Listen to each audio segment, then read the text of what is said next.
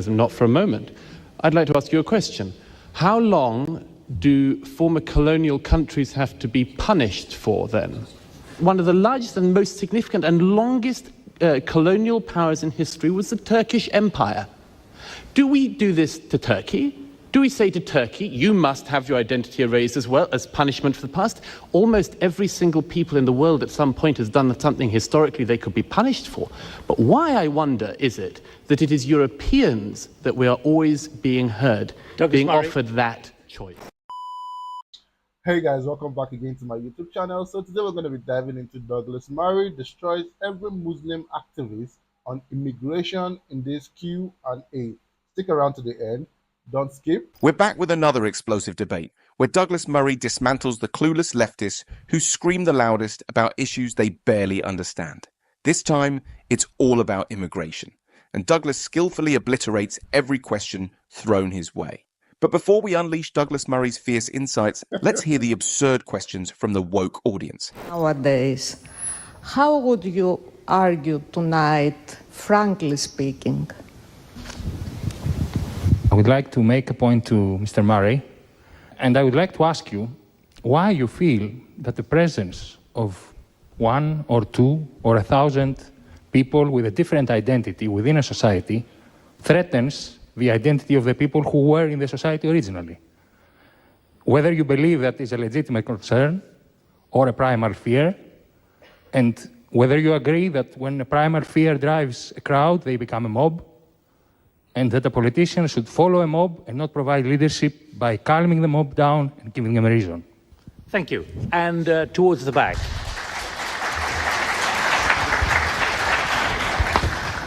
I am against the motion, and I would like to say that the European Union was an ex-colonial power, so most of the countries of the Third World were exploited from us.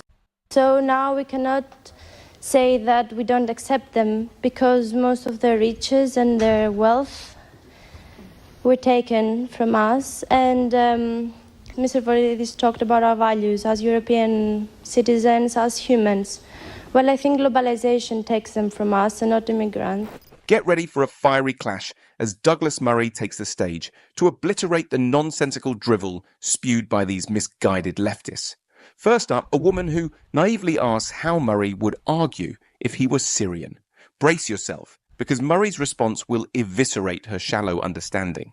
Then, a man stumbles through an incoherent monologue about identity and primal fears, exposing his utter lack of grasp on societal dynamics. Finally, another woman dares to blame Europe for the world's woes, cluelessly ignoring the complexities of history and modern geopolitics. Murray will dismantle their weak arguments with his razor-sharp intellect and unflinching logic. Douglas Murray, your response particularly to that challenge to you? Very quickly. First of all, if I were Hassan in Syria, I would hope, among other things, that I would help to rebuild my country after the Assad dynasty had wrecked it so completely. I'd hope that I would stay and help to rebuild the country after the devastation caused by that family. Secondly, the gentleman here who said, why are you threatened by 1 or 2 people? I'm not threatened by 1 or 2 people. Nobody is threatened by 1 or 2 people. Douglas Murray is absolutely right. His opponents are twisting his words, but he obliterates their feeble arguments. Why should a Syrian flee instead of rebuilding Syria after the Assad regime's catastrophic ruin? It's time to stay and revive their homeland, not abandon it. The figures Murray provided demolish the flimsy argument that immigration is about 1 or 2 people. In London, white British citizens are now a minority. This is a sweeping change. Facts don't lie, and to ignore this is to wallow in deception. And let's flip the script on colonialism. Why should Europe be endlessly flogged for its colonial past, while the Turkish Empire, one of history's longest-serving colonial powers, is off the hook? Historical wrongs exist worldwide, yet Europe alone gets shackled to perpetual guilt. This selective outrage is hypocrisy at its peak. Murray's logic is unassailable. His critics are desperately clinging to outdated, one-sided views of history. It's time to face facts and stop the endless blaming of Europe. I would like to raise the point that the fear of the other and the unfamiliar is being politically promoted at a time of crisis as a substitute for dealing with the crisis, as a personification and shifting the blame for the crisis to those least able to answer back. Don't do that mistake, please. So very Right. quickly, I don't think. Can I just very quickly? I'm noticing this. I don't see the crisis being blamed on immigrants, and quite rightly not. The crisis, as I see it in Europe, is mainly blamed on bankers. It's mainly blamed on financiers. I mean, maybe we're watching different debates. Douglas is absolutely correct. The claim that fear of the unfamiliar is being promoted to distract from crises is a weak, baseless argument. Let's be clear. Europe's crisis is not blamed on immigrants, but on the reckless actions of bankers and financiers. This is a fact, not fiction. The interviewer's attempt to shift the narrative is a desperate move. Douglas's observation is spot on. Look at the 2008 financial crash. Who was blamed? The bankers, not immigrants. Even the Occupy Wall Street movement targeted the financial elite, not the vulnerable. To suggest otherwise is to distort reality and insult our intelligence. Murray's clarity on this issue crushes the interviewer's misleading point. We must focus on the real culprits of our crises and not get distracted by false narratives. Let's talk about migration. Please, who's got the microphone up there? Hello, I'm Vasilis Papadopoulos. I'm currently undecided, and I would like to address Douglas Murray. Since he mentioned two completely different things, which is actually true about cities immigrants are arriving in. Are there two different societies, two parallel societies, or are the actual locals losing their identity? How are they losing it if there are two different and parallel societies? Douglas Murray, quickly. I'd like to just come back to the point I was trying to make, which is this, is that you can integrate people if you have integration at the if you have immigration at the kind of speed which it did go through in centuries past. But if you have migration at the speed at which it is now happening, the examples I gave, the same amount of immigration every couple of weeks, every couple of months, as was happening across centuries before, then you cannot integrate people. Then you have no hope of integrating people. Then people will come in, they will not have to meet anyone from the society they are going into, and they will lead parallel lives. And there are all sorts of miseries that come from that. I completely agree with Murray. The current pace of immigration is a tidal wave compared to the trickle of centuries past. This rapid influx makes true integration impossible. When immigrants arrive so quickly, they form isolated communities, leading parallel lives, not blending into society. Look at the facts. In cities like London, native residents feel their culture eroding. Is this paranoia? No, it's reality. The relentless speed of migration creates ghettos where newcomers don't need to integrate. They don't mingle, they stay within their own circles. Douglas's point is clear and devastatingly accurate. Integration worked when it happened slowly. Now, it's a chaotic flood. Just look at Sweden, where rapid immigration has led to increased crime rates and societal tension. This isn't fear-mongering, it's the harsh truth. Douglas's argument annihilates the naive belief that we can integrate at this speed. We must face reality and address the dangers of uncontrolled immigration. Two parallel societies at the same time. I think this is a very good example of the prejudice against migrants. You are doomed if you mingle because you affect natives, but you're also doomed if you stay separately because you sort of keep an identity. Claiming that concerns about parallel societies are mere prejudice against migrants is a gross oversimplification. Douglas Murray is absolutely correct in highlighting the real dangers here. Look at Germany.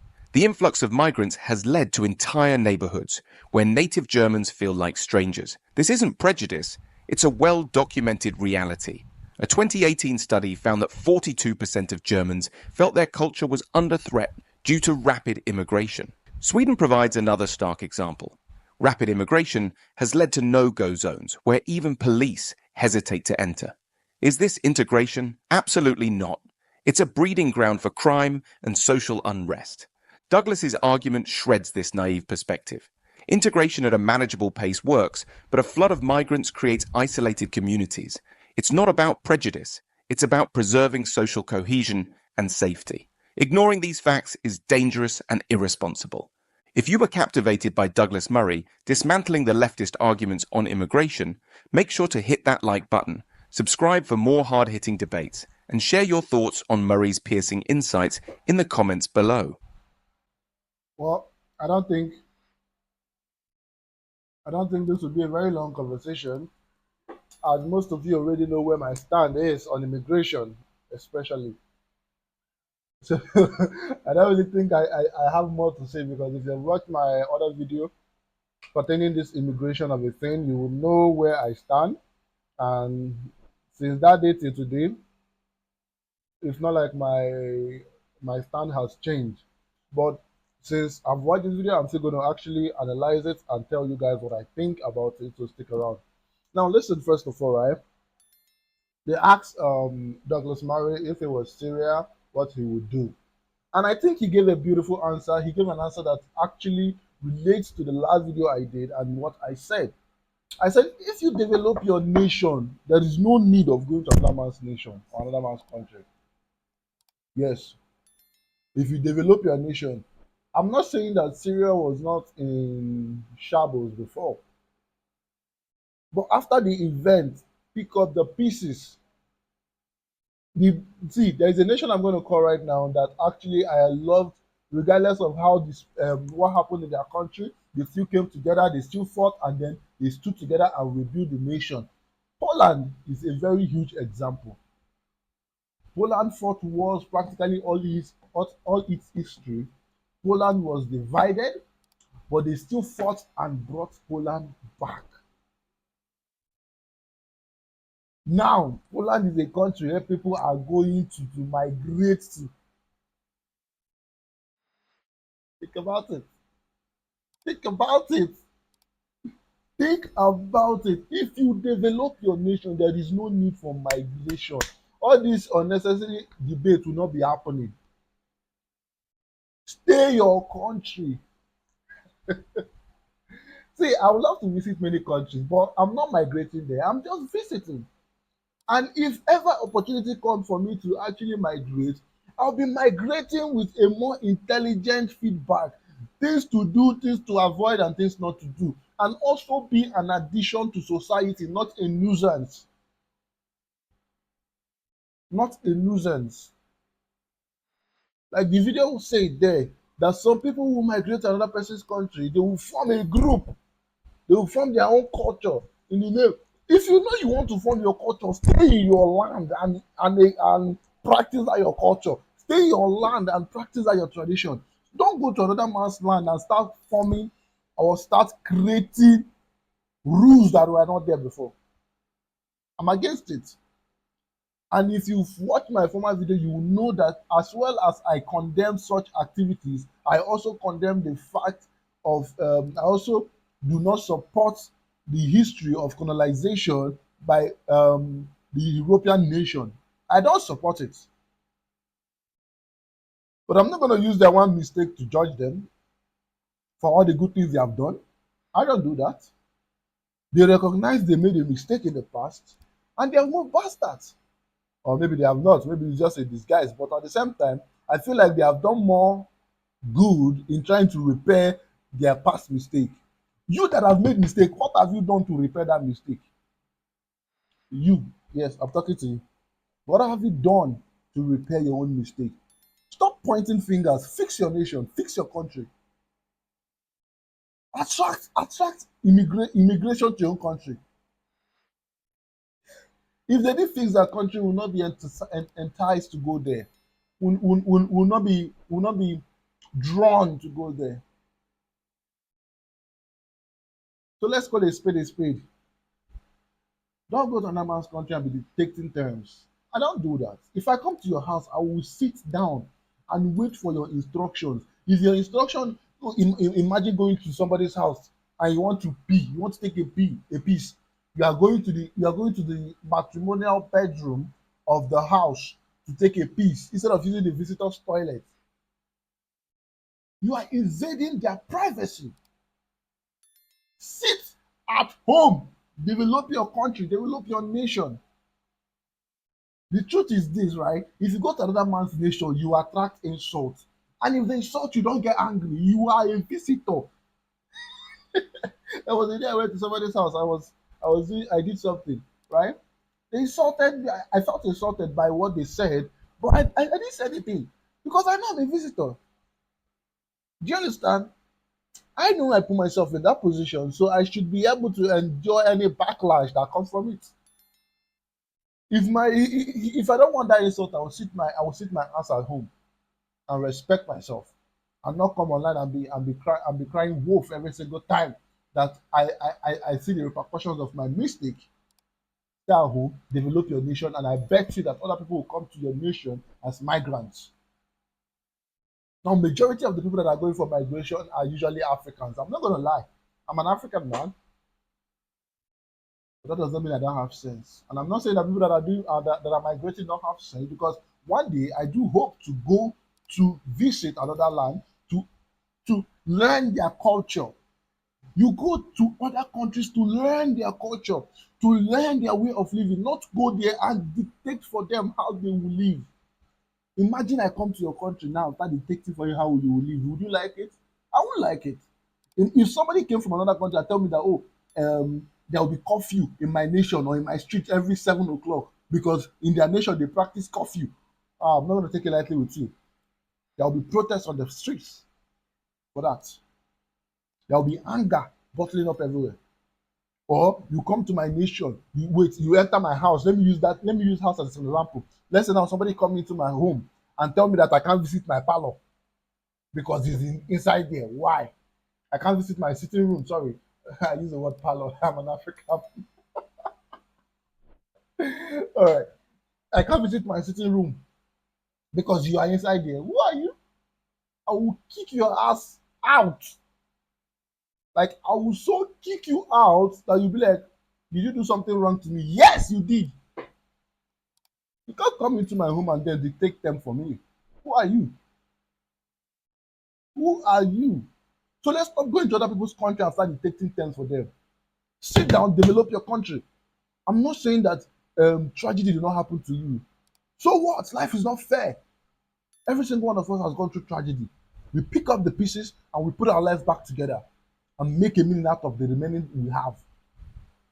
Stop crying wolf, man. Life is never fair. You get?